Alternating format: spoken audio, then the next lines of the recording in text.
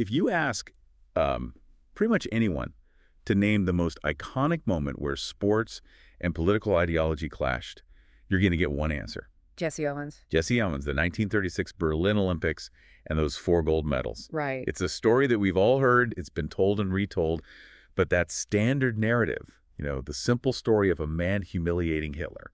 That's only half of it. Exactly. It's maybe not even half the equation.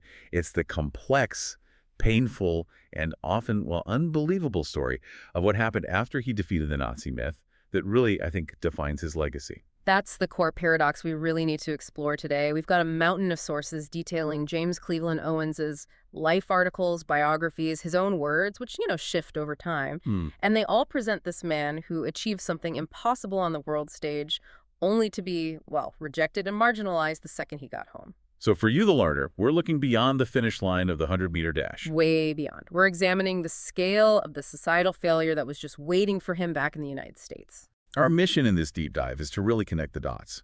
We're going to connect his unparalleled collegiate dominance, the feats that made him a legend before he ever stepped foot in Germany, to the very complex truth of that so-called Hitler snub. And most crucially, we're going to detail the frustrating reality of segregation and the financial desperation he faced. The desperation that led him to say that famous line. I had 4 gold medals, but you can't eat 4 gold medals. And that single line, the contrast between being this global icon and essentially personal starvation, it's just devastating. We are talking about a man who on one single day pulled off what is still considered the greatest 45 minutes ever in sport. Setting or tying 6 world record. In 45 minutes. Then years later, he's literally racing against animals for pocket change.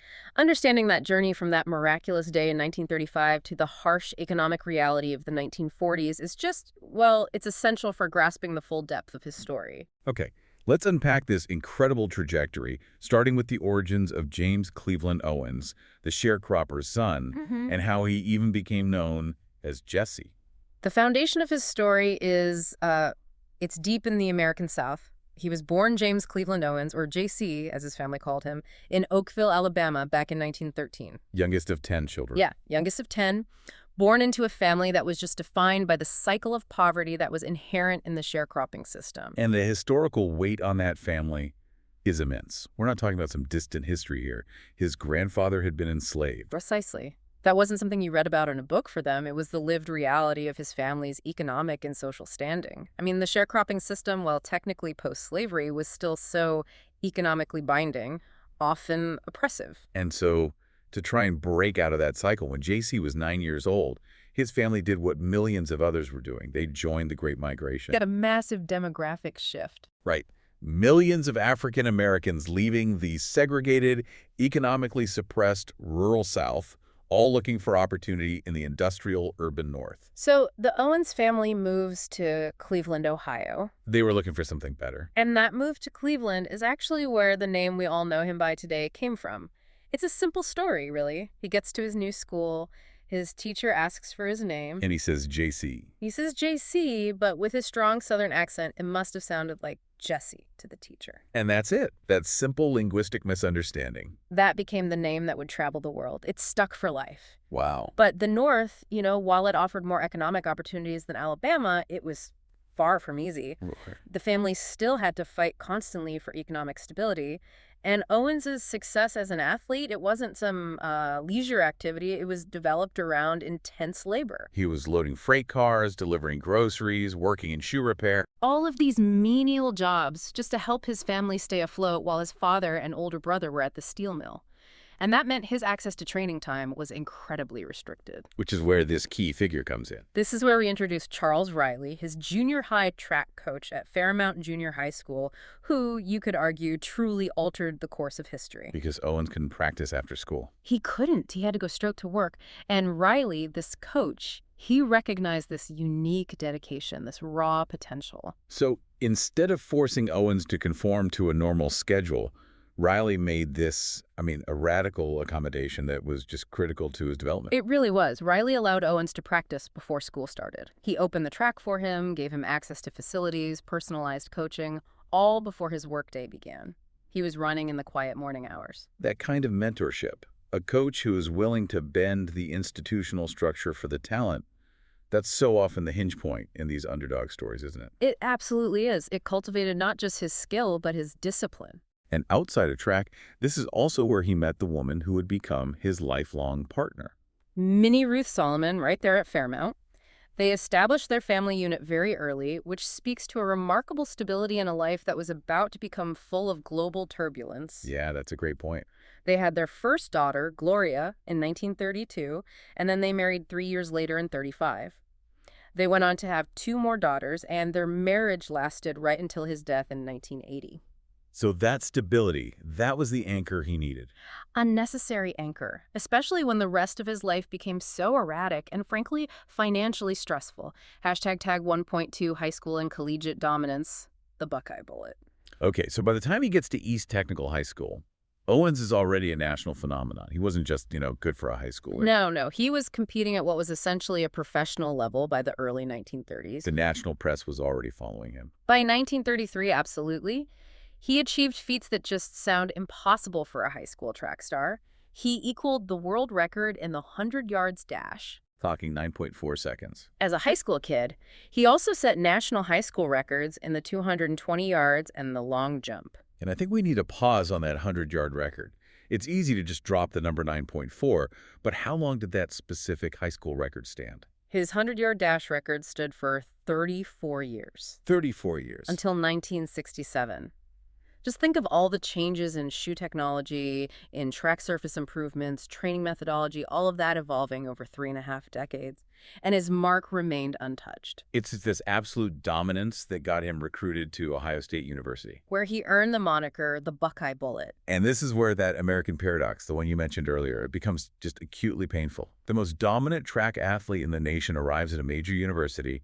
He's generating immense prestige for them, and yet he was denied the basic financial support he needed. He attended OSU without a scholarship. That is a crucial detail that underpins so much of his later post-Olympic struggles, isn't it? It's everything. He was running world record times, but he was forced to keep working those part-time jobs, janitor, dry cleaner, gas station attendant, just to pay his tuition and living expenses. He was a champion athlete performing for the school, but he was treated like a second-class, unpaid laborer. And the segregation he faced while bringing all this glory to Ohio State was, it was just unrelenting, systemic. It was institutionalized disrespect.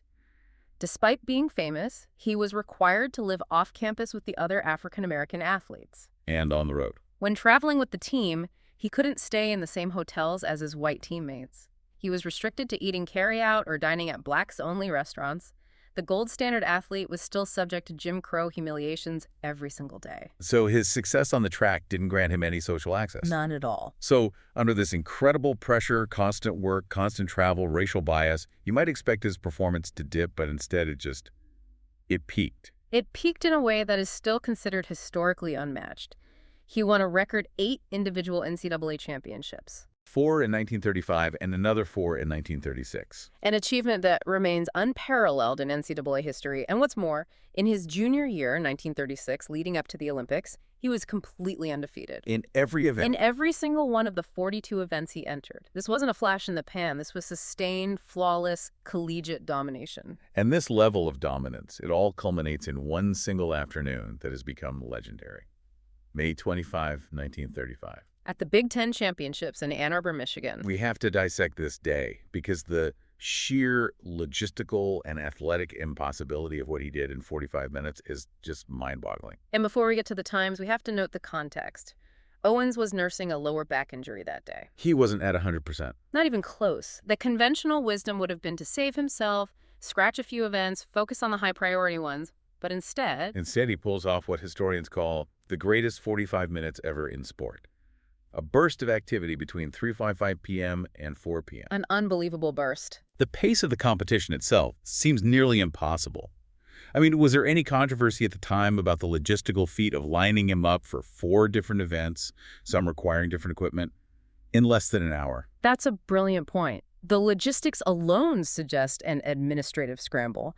He had to be checked in, warmed up, run, recover slightly, change shoes for the long jump, compete, change again, and then run 2 hurdles events. It speaks to the efficiency and maybe the chaos of track events back then. It really does. Yeah. But the results, they were just indisputable. So let's detail the 6 record performances. In rapid succession. First, at 3.15, he equaled the 100-yard dash world record at 9.4 seconds. Okay. Then, maybe most staggering of all, at 3.25, he set the new long jump world record. The distance was 26 feet, 8 1/4 inches, or 8.13 meters. And that record, 8.13 meters, it stood for a quarter of a century. So why? Why did it last so long? What made that jump so revolutionary? Its longevity proves its statistical impossibility. In track and field, records are typically broken by centimeters, sometimes fractions of a centimeter. Owens shattered the previous mark by nearly 6 inches. Wow. In a sport that relies on physics, momentum, and tiny technical gains, setting a record that remains untouched for 25 years, it implies a massive generational leap. It took until 1960 for Ralph Boston to finally surpass it. Exactly. And he wasn't done. He immediately had to move into the longer sprints. At 3.45, he set the world record in the 220-yard sprint at 20.3 seconds.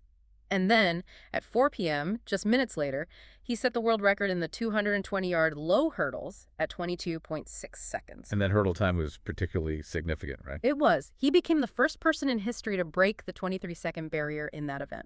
So that's 4 distinct world records or ties right there. Where do the other 2 come from? They're metric equivalents. See, track records at the time were often recognized simultaneously for both imperial yards and metric meters. So his 220-yard flat time also counted as the world record for the 200-meter flat sprint.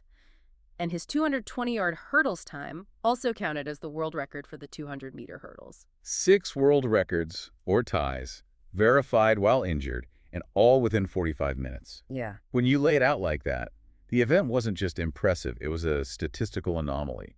It confirmed that Owens was not just a great athlete, but arguably one of the most uniquely gifted physical specimens the sport had ever seen. Absolutely. The sources confirm this single-day achievement was a defining moment of 20th century athletics.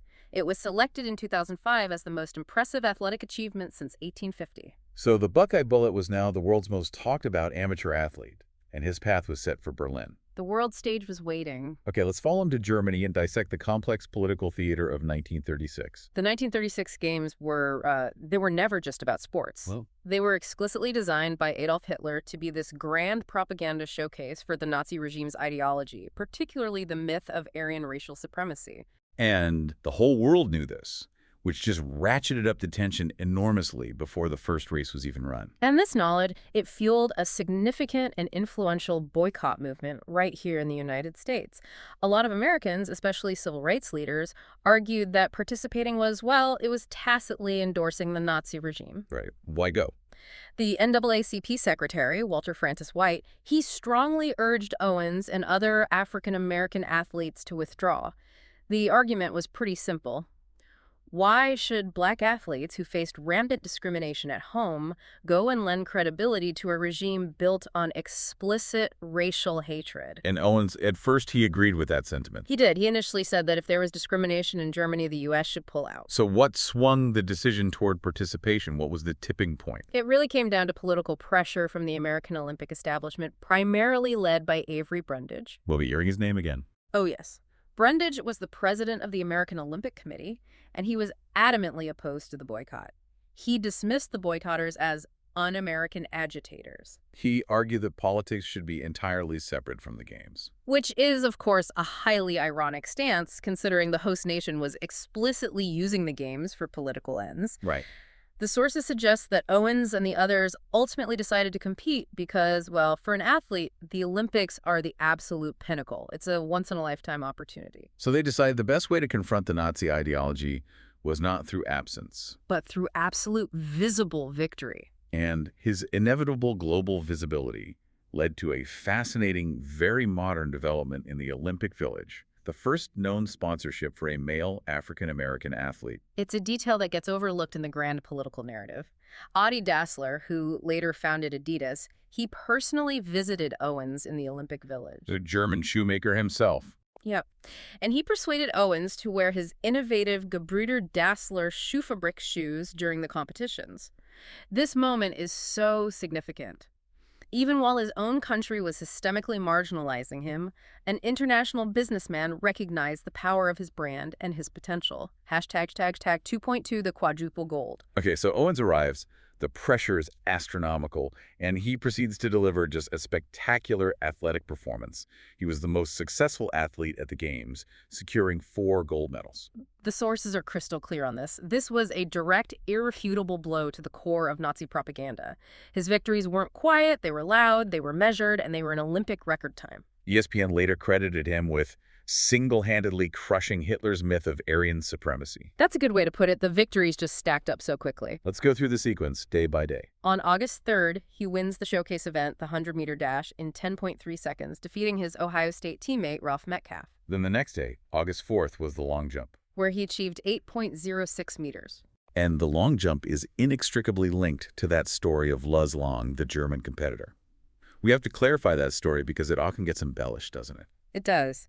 The famous feel-good story is that Long, this tall, blonde, classically Aryan German, advised Owens on how to adjust his run-up during the qualifying round to avoid fouling out. A symbol of sportsmanship transcending racial hatred. And while Owens did embrace Long after winning and spoke very highly of him, later admissions clarify the timeline. Owens eventually admitted they didn't meet or exchange advice until after the competition was already over. So the immediate assistance is a bit of a myth.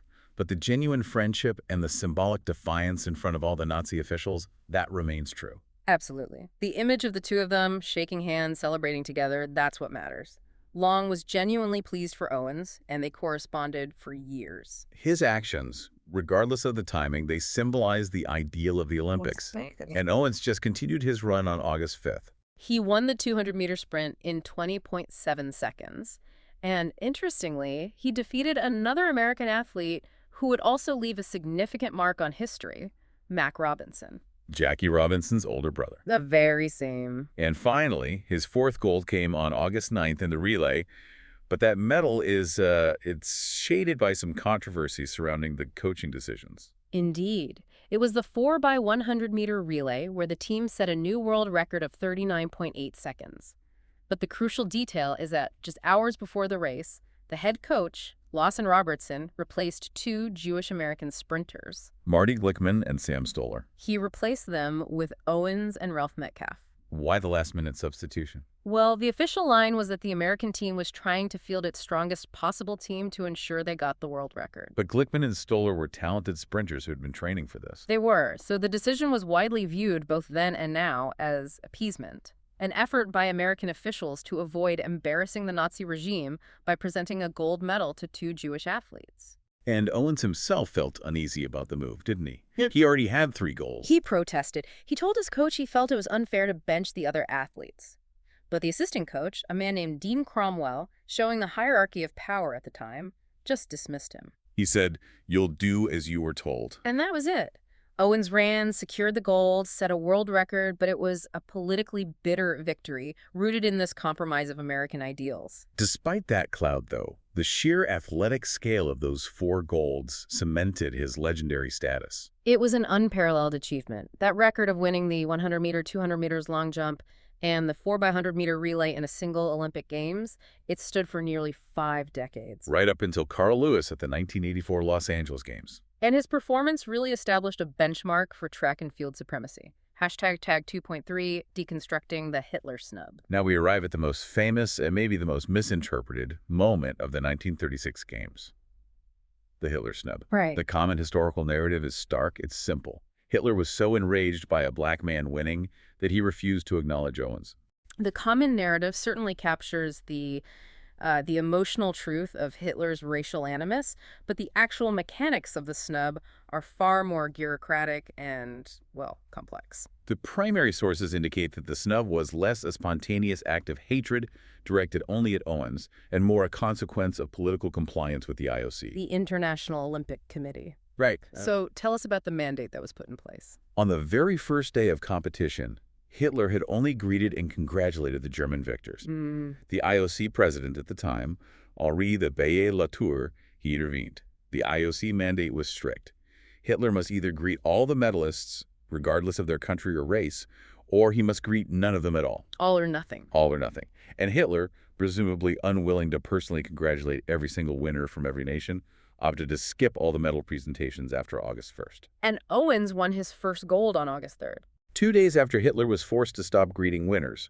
So functionally, Hitler snubbed hundreds of subsequent medalists, white, non-white, American, German, everyone, because he chose not to comply with the IOC's rule of universal greeting. Exactly. It became this neutral, albeit politically motivated decision to just absent himself from the ceremonies. But what's so fascinating is Owens' own account of the event, which further complicates that simple snub narrative. How did Owens describe the interaction at the time?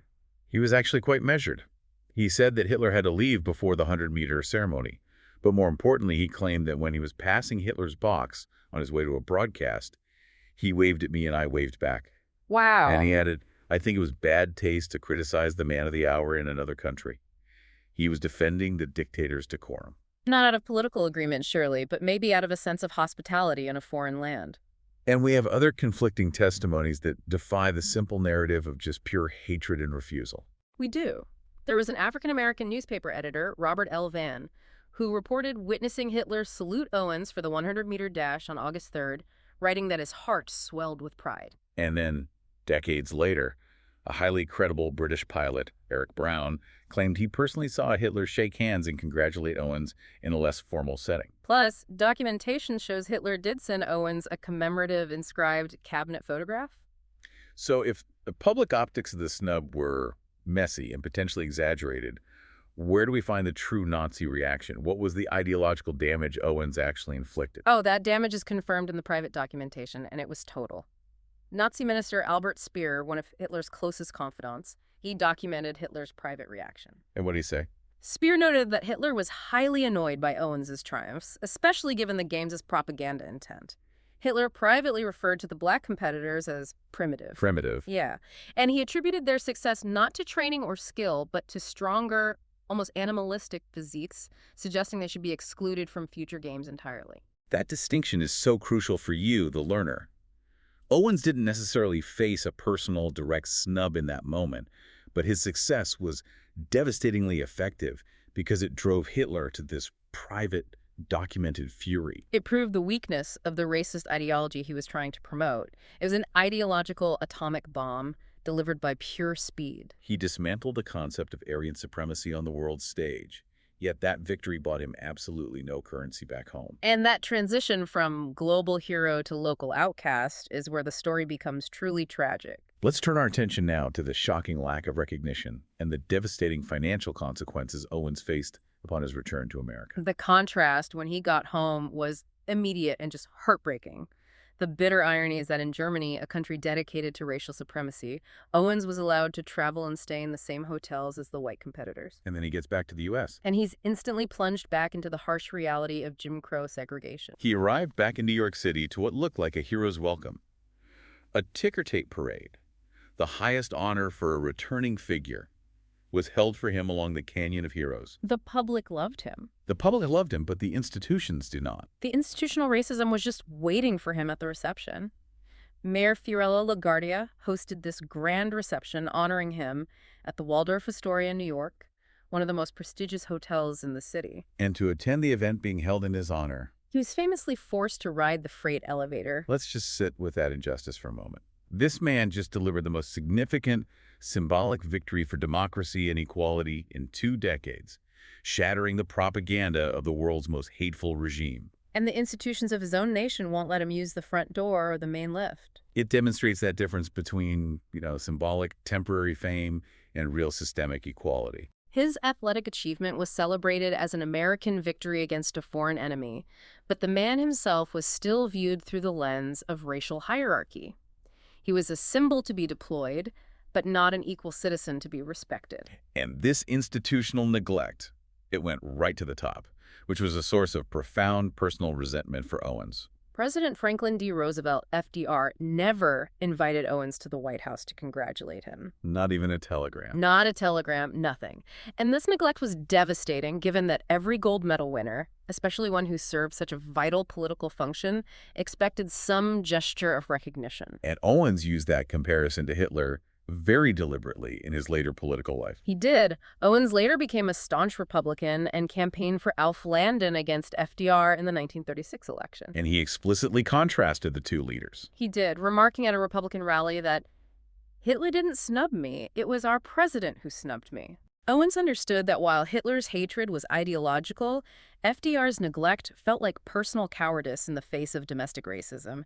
He was actively used by the Republican Party to capture the African American vote, leveraging his fame and his resentment toward the Democratic administration. Hashtag 3.2, the struggle for survival. The political snub was insulting, but the immediate career-ending betrayal came from the athletic establishment itself. And we have to return to Avery Brundage. The same man who opposed the boycott? Yeah. Brundage was ruthless. Following the games, the AAU and the USOC, they immediately organized this grueling European exhibition tour to capitalize on Owens's fame and, well, make money. But Owens was physically and emotionally drained. He was. He'd run multiple races across Europe with very little rest or support. He was also desperate to get home and start earning some money to support his family. So he made the difficult decision to leave the tour early. And Brundage's retaliation was swift and career-defining. When Owens refused to continue the relentless, unpaid touring, Brundage, clinging to this rigid ideal of amateurism, permanently suspended Owens from amateur competition. Which instantly stripped him of the only currency he had that mattered in the world of professional sport, his amateur status. It prevented him from competing in almost any major event moving forward. He was banned from earning money through legitimate athletic channels. And this decision, as we noted earlier, it's rooted in his lack of a scholarship at Ohio State. That's the critical link. Owens defended his choice by stating he desperately needed financial opportunities, which had been impossible to achieve as a working, unscholarshiped college athlete. He said simply, "A fellow desires something for himself." The system demanded he run for free, while refusing to give him the resources to even live comfortably. Yeah, exactly. So the world's most famous athlete was suddenly barred from competing. The economic opportunities available to a black man in the 1930s were scarce, regardless of his global fame. How did he survive? He was relegated to menial jobs. He worked as a gas station attendant, a janitor at a playground. He tried to manage a dry cleaning firm. But the most shocking and really dehumanizing chapters of his life involved turning himself into a spectacle for cash. This is where the infamous horse race anecdote comes in. He raced not just horses, but motorbikes and cars, often in these humiliating novelty events during halftime shows. In county fairs or minor league baseball parks. Far, far removed from the glory of Berlin. He had to resort to racing thoroughbreds and motorcycles for cash prizes just to feed his family.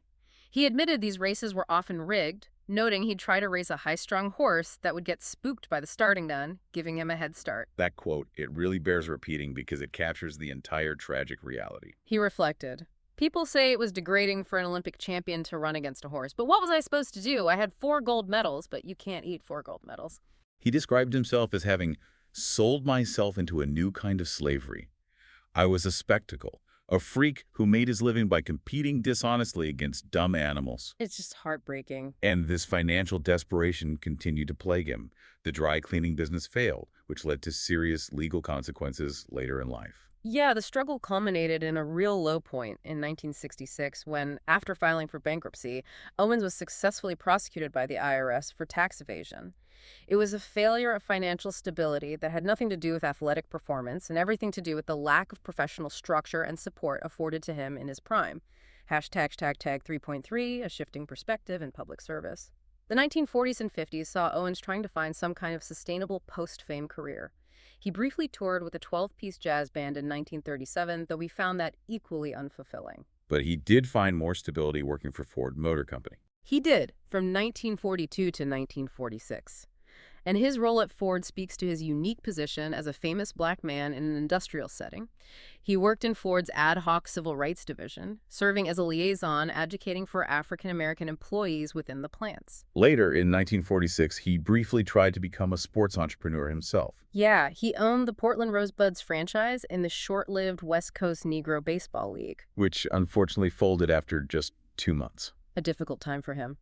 But he finally gained some level of official government recognition in the mid-1950s, ironically being repurposed by the very government that had previously ignored him. In 1955, Republican President Dwight D. Eisenhower appointed Owens as an ambassador of sports. He was sent on these extensive goodwill tours across the world, India, the Philippines, Malaya, to promote exercise and American ideals of freedom and economic opportunity. It's a remarkable late career irony, isn't it? The government that initially denied him dignity was now using his symbolic victory to project an image of American racial harmony abroad. It really is. We must also address his controversial initial stance on the burgeoning civil rights movement and the Black Power movement of the late 1960s. He was seen as a member of the accommodating generation. He was highly critical of the militant wing of the movement. The most famous example is his reaction to Tommie Smith and John Carlos's Black Power salute at the 1968 Summer Olympics in Mexico City. He publicly denounced them. He did. He argued their actions were meaningless. He believed that only economic success and, quiet demonstration could affect real change. He stated, "The black fist is a meaningless symbol. When you open it, you have nothing but fingers, weak, empty fingers." The only time the black fist has significance is when there's money inside. There's where the power lies. A stance that severely alienated him from the younger generation of black athletes who viewed him as having compromised too much with the white establishment. But his own life experiences and reflections on his post-Olympic struggles, they eventually led to a major published change of heart in the early 1970s. And this reversal is just crucial for understanding his full legacy. In his 1972 book, I Have Changed, Owens admitted he was wrong and he criticized his earlier viewpoint. What did he write? He wrote, "I realize now that militancy in the best sense of the word was the only answer where the black man was concerned, that any black man who wasn't a militant in 1970 was either blind or a coward." Wow, that's a powerful evolution. Recognizing that quiet endurance hadn't been enough to achieve true equality, even for a global icon like himself. It really is. And in one final political act relating to the Olympics, he remained steadfastly committed to the Olympic ideal, being separate from global politics, even if it meant opposing a sitting Democratic president. Just months before his death, Owens argued passionately and unsuccessfully against President Jimmy Carter's decision to demand a U.S. boycott of the 1980 Moscow Olympics. In protest of the Soviet invasion of Afghanistan? Right. Owens, having lived the political reality of 1936, strongly believed the Games should be above war and international disputes.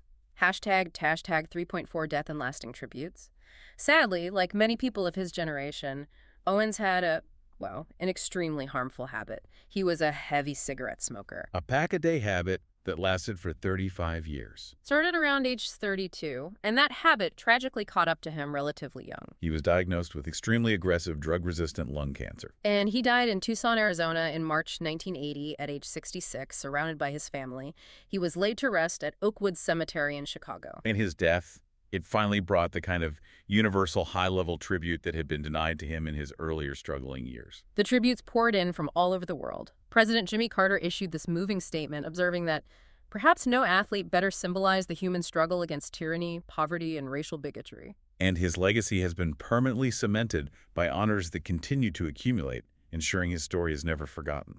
Absolutely. The U.S. government recognized him with the Presidential Medal of Freedom in 1976 and the Congressional Gold Medal posthumously in 1990. His name is an international benchmark now. The Jesse Owens Memorial Stadium at Ohio State, a major public park in Los Angeles, and, perhaps most poignantly, the Jesse Owens Allee in Berlin. The street leading to the Olympic Stadium where he performed his greatest feat. It is. Even an asteroid, 6758 Jesse Owens, bears his name. And there's a perfect symbolic detail that connects his 4 victories right back to the land he conquered ideologically. The Olympic oaks. Following his triumphs, the German Olympic Committee gifted Owens 4 English oak saplings, 1 for each gold medal. He planted them as living monuments, 1 at Ohio State, 1 in Cleveland where he trained, and others at various locations. These trees are a perpetual, growing reminder of the symbolic blow he struck against tyranny in 1936. Hashtag tag outro. The life of Jesse Owens is, it's fundamentally a study in profound contradictions. On one hand, you have the pure, unmatched athletic genius that allowed him to shatter racial myths on the global stage. On the other, you have the political and economic reality that met him at the dock. A reality that valued his symbolic victory more than it valued his personal dignity or his family's financial security. He was a global symbol of American freedom abroad, while simultaneously being a victim of American segregation at home. We've traced his path from the sharecropper's son forced to work before school, through the Day of Days, Marvel, and the Berlin champion, all the way to the suspended professional who raced against horses just to avoid destitution. Yeah. It leads us back inevitably to that painful reflection on his post-Olympic hardships. I had jumped farther and run faster than any man ever had before, and it left me with next to nothing. So what does this all mean for you, the learner? Jesse Owens' story challenges us to question the value of symbolic victories in the face of systemic oppression. He won the grand ideological battle on the track, but he lost the daily economic battle for respect and financial security. His inability to parlay the greatest amateur athletic achievement in history into a stable professional life, it just reveals a profound societal failure. It really does. The provocative thought we want to leave you with is this. Owens once noted the difference between the political freedom he promoted as an ambassador and the economic freedom he was denied at home. While his athletic feat was the ultimate expression of individual freedom and potential, the inability of his country to grant him professional freedom suggests that mere talent is never enough to overcome systemic barriers. His story isn't just about the finish line. No, it's about the devastating price of being an unwanted hero. Thank you for joining us for this deep dive into the unparalleled life and the enduring, challenging legacy of Jesse Owens. We'll see you next time.